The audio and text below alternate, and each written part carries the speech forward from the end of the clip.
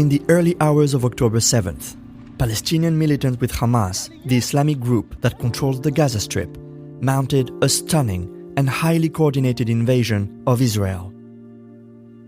They rampaged through Israeli towns, killing people in their homes, attacking young rave-goers, and taking some 200 hostages. The attacks by Hamas were horrific, gruesome, and despicable, some of them live-streamed on social media for maximum impact. These were soon followed by Israel declaring war on Gaza, announcing a complete siege and starting a relentless campaign of bombardments that has killed thousands of civilians, flattened entire neighbourhoods, and unleashed a humanitarian catastrophe.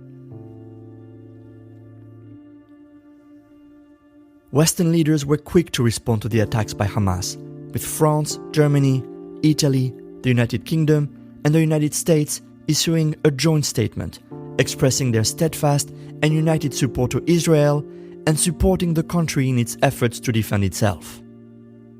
Some of them even making the journey to Tel Aviv, from President of the EU Commission Ursula von der Leyen to British Prime Minister Rishi Sunak, US President Joe Biden, and French President Emmanuel Macron. But beyond the unified front, a number of Western countries are voicing concerns about giving Israel carte blanche in Gaza. On Tuesday, addressing the Security Council, UN Secretary-General Antonio Guterres called again for a ceasefire. I am deeply concerned about the clear violations of international humanitarian law that we are witnessing in Gaza. Let me be clear, no party to an armed conflict is above international humanitarian law. In this special episode, we look at the West's response to the conflict and what the situation is like for the millions of Palestinians locked in Gaza. I speak to PRIO's Jürgen Jensehaugen, a specialist on the Arab-Israeli conflict, and we are joined by Jan Egeland, Secretary-General of the Norwegian Refugee Council, who has teams on the ground. I am Arnaud Siad, and you're listening to PRIO's Peace in a Pod. Let me start with you, Jan. UNRWA, the UN Relief Agency for Palestinian Refugees, just confirmed that 35 of their staff in Gaza has been killed since October 7th. About half of them were teachers. It's a catastrophic situation for humanitarian workers there. So let me start by asking you, what is the Norwegian Refugee Council doing on the ground in Gaza, and how does your personnel describe the situation? Well, the Norwegian Refugee Council has been for decades in Gaza. We support both the education sector and we have trauma care for children. We lead the shelter cluster, as it's called, which is the organizations in Gaza that are responsible for emergency housing and shelter for Palestinians, which means that we try to rebuild as much as we can between each war. But of course now the problems will be insurmountable for the future. We also have other relief programs, and we have some 60 staff there in normal times. At the moment, we have 53 colleagues inside of Gaza. They are all Palestinians. They are all fleeing for their life, really. I think they're nearly all were in or around Gaza, where we had our big headquarters. Now I think we have 10 colleagues left in Gaza. The rest have fled to Khan Yunis in the central part of Gaza or even further south. But they are reporting of the same relentless bombardment, same deprivation, same lack of supplies. It's just terrible. Some of our colleagues have also lost close relatives. Thank God, I think as of today, none of our colleagues have been killed, but one female colleague of mine lost her only child to the bombing. It's horrific. Right, and of course, this isn't the first war in Gaza. Jan, how is this different? I mean, there has been one war on and in and from Gaza every second year, more or less, the last 20 years. What's different now is that it's it's 100 times more, and we're still in the beginning, I fear, of what's happening. I mean, for Israel, it was seen as an existential kind of attack, the one that Hamas did 2 weeks ago, and therefore their response have been beyond belief. They're using the sledgehammer now on Gaza to crush, as they say, Hamas. But of course, in such a densely populated place, it means massive loss of civilian life, including many, many dead children. Right. And Jürgen, there have been 2 resolutions drafted at the UN Security Council, one Russian-led on October 16th, which called for an immediate ceasefire but was rejected by France, Japan, the UK and the US. And a Brazil-led resolution 2 days later calling for humanitarian pauses, which was vetoed by the US. Because according to the American ambassador to the UN, Linda Thomas-Greenfield, I quote, "This resolution does not mention Israel's right of self-defense." So, as an academic who has long followed the Israeli-Palestine conflict, were you surprised by the inability of the UN Security Council to act? And what do you make of the West blocking of these 2 resolutions? So unfortunately, I wasn't surprised at all. But I think if you come into this as somebody who hasn't followed the nitty-gritty details and dynamics of this conflict, and you read especially the Brazilian resolution, it's really shocking that it was vetoed. It doesn't even call for an end to the conflict.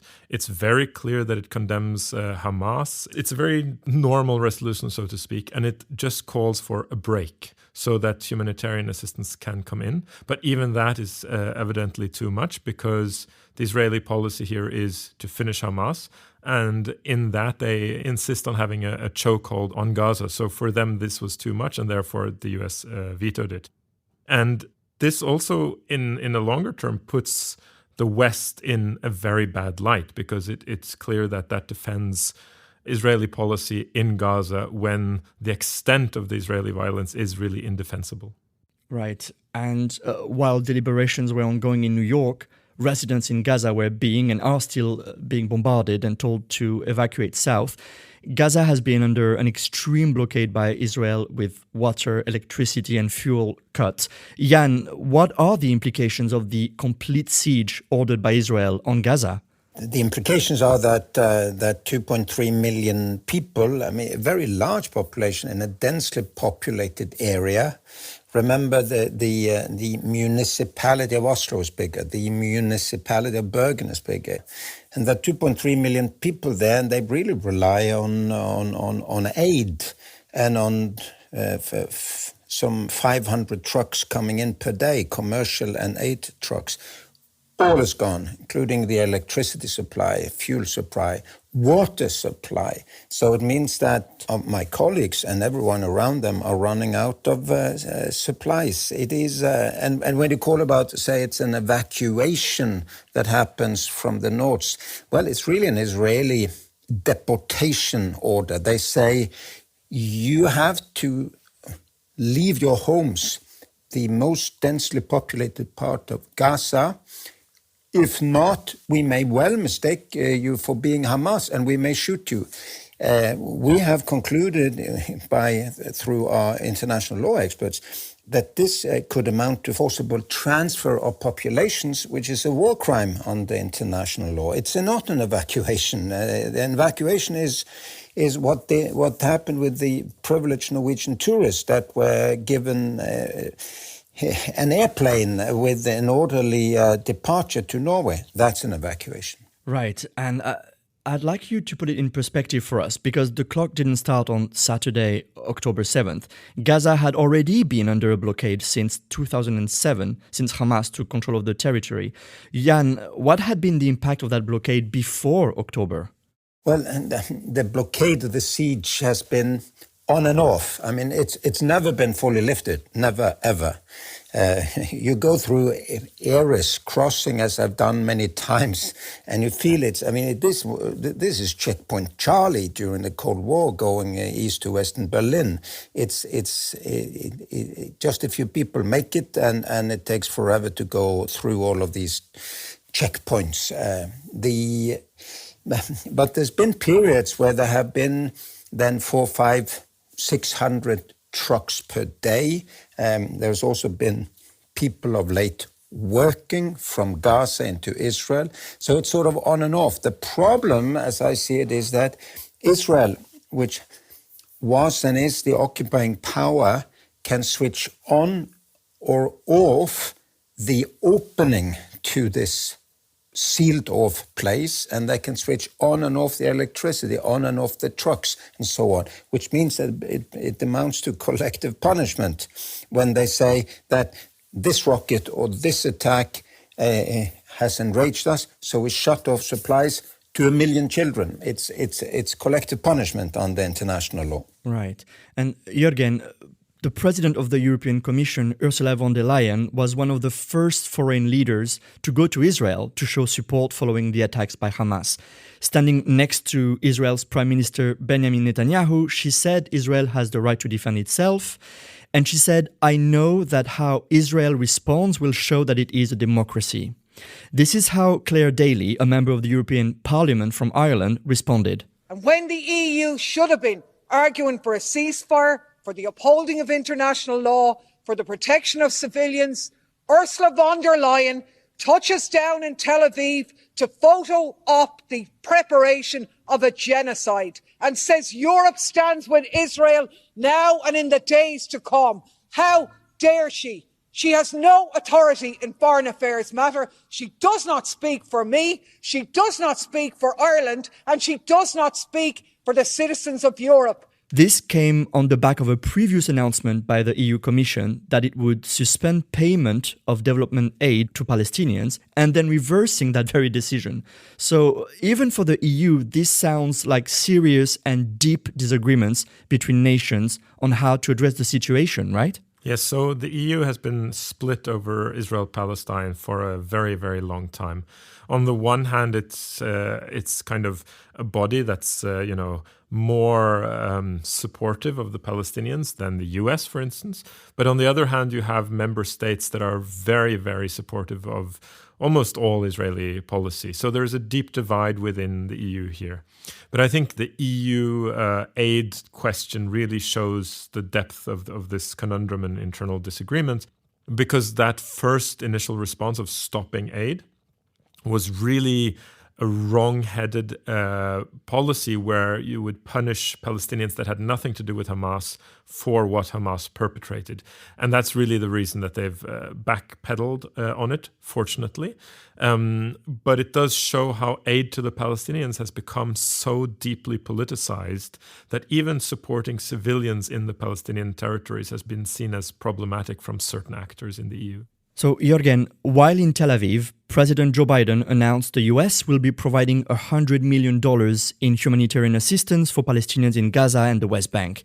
A few days later, he asked Congress for over $10 billion in support to Israel, mainly military support, and over $61 billion for Ukraine. Can you talk to us about the discrepancy in financial support? I think this goes to a kind of deep point in US policy towards the Israel-Palestine conflict, which dates back to the very, very beginning. And that is that Israel is considered a legitimate state that one supports, whilst the Palestinians are primarily considered a humanitarian issue, meaning that money is given to alleviate the suffering of the Palestinians, but to Israel it is given as a full-blooded support to their policy. And that's a fundamental difference. And this has been, really a question both of the deep political understanding of the conflict, but it's also really manifest in scale here. Right, and in the same vein, in the war in Ukraine, we've heard a lot about those red lines from Moscow, but also from the West. President Biden told Israel, don't be blinded by anger in the way we were in the US after 9/11. And all Western leaders have called on Israel not to breach international humanitarian law. But do Western governments have a red line for Israel in this conflict? It's really hard to say what a red line is, because there's no clear indication that this is the concrete red line, don't cross it. It's very vague. So what would be that point? I think it varies from country to country. And it's really a question of, so what would they do if that vague, undefined red line is crossed? And I don't see one really being present at a time. I think the complete suffocation of Gaza, in one sense, was a red line, but the pressure to alleviate it has only resulted in, trucks coming in double digits when it used to be triple digits. So, was that really a red line? Right. And I started with asking Jan a question about UNRWA. And Jürgen, I want to ask you a question about that as well. This has been the UN Relief Agency for Palestinian Refugees for 7 decades. It has been the primary provider for state-like services such as education, healthcare for millions of Palestinian refugees living in limbo in Gaza, the West Bank, Syria, Lebanon, and Jordan. And the agency has been a central actor in Gaza in the last 2 weeks, often providing the only place of refuge, really, for many. But UNRWA has been on the brink of bankruptcy for years. You've recently written that collapse of parts of UNRWA is only a matter of time. So how is this possible? How is it that an organization so essential to the lives of Palestinians was already on the verge of collapse even before the events of the last 2 weeks? So UNRWA is, like much aid and questions relating to Palestine, has become deeply politicized. And you have actors both in the US and in the EU that insist that UNRWA is part of the problem because they maintain that UNRWA kind of falsely upholds Palestinian dreams of return. That being said, we see very clearly that in a crisis, UNRWA is at its best. UNRWA is an extremely valuable UN organization that provides, as you say, healthcare, education. It is there for the long haul. But in times of crisis, it's also one of the biggest providers of shelter for deeply deprived Palestinians. It's there on the ground. It has the know-how on the ground. And it is just simply one of the best institutions on the ground for the Palestinians. And this overhanging threat of bankruptcy is really one of the deep tragedies in the Palestinian situation, because it has not received enough funding at all the last, decade, really. And it's always been scraping through and managing to survive. But it is a question of time. Will there be a point where the budget just doesn't suffice? And if that happens, then we're talking, a catastrophe on top of a catastrophe. Jan, you speak to a lot of journalists. I am a former CNN journalist, and I saw some of my former colleagues, correspondents in the West Bank, in Egypt, being confronted by crowds.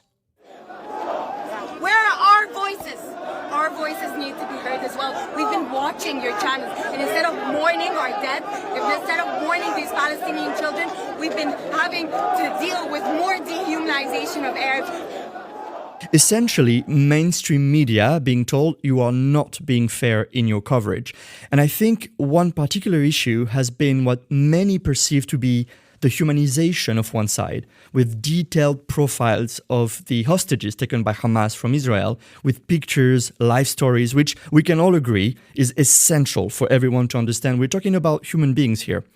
And at the same time, the media has been accused of dehumanizing the other side with rare portraits of who are those Palestinians in Gaza losing their lives every day. In other words, we show faces on one side, but piles of rubble on the other.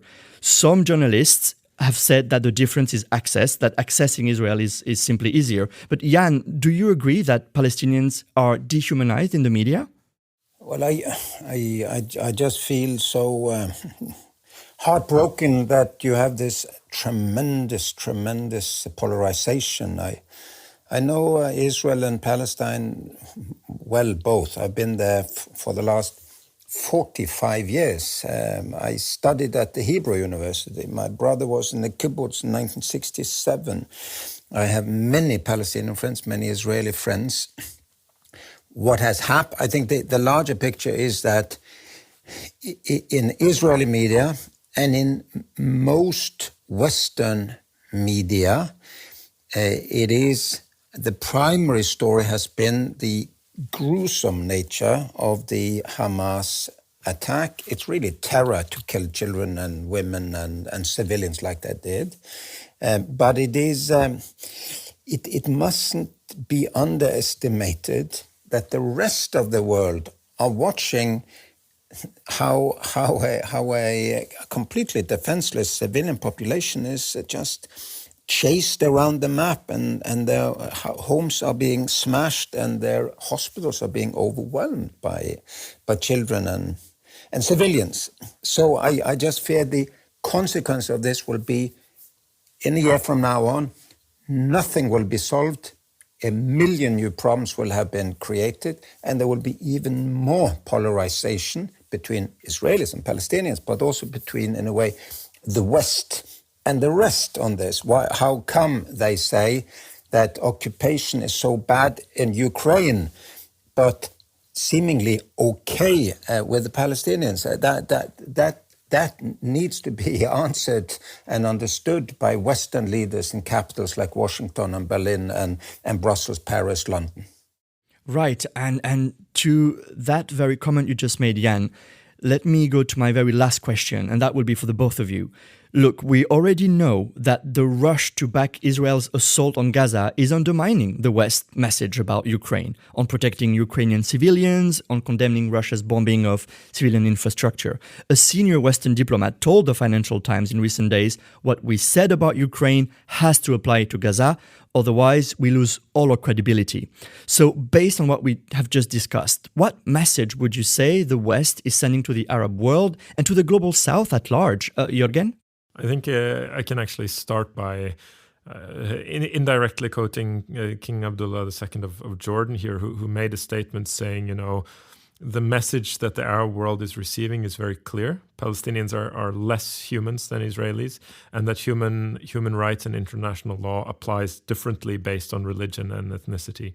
And his point wasn't that this is true, but his point was to say that message that a lot of people in the Middle East read out of this is very alarming, and it creates a lot of dislike and hatred really for that type of understanding of the situation. It undermines international values as being international. Yeah, what I hope is to see a future where we depoliticize support for civilians wherever they are and in whatever state they are. It's now strategized and militarized and politicized. Humanitarian aid is, protection of civilians is, and so on. Of course, it's true that it was terror from Hamas side, and as I've said, Al Jazeera Arabic many times. It's wrong to say that Israeli women and children are prisoners of war, as Hamas calls them. I said that on Al Jazeera Arabic 3 times, and I know Hamas is watching. So what I hope is that the United States can not just say to Israel, please adhere to the rules of war, when they see that they are not. One has to put pressure on one's allies and not just, lecture the other side. I think that's the larger issue here. If not, the West and the rest will both lose credibility forever. Jan, Jürgen, thank you very much. Thank you. This episode was produced by Arno Siad and edited by Brage Pedersen, with sound from Israel South First Responders, Justus Uwakwe on X, the United Nations, Clear Daily, and CNN.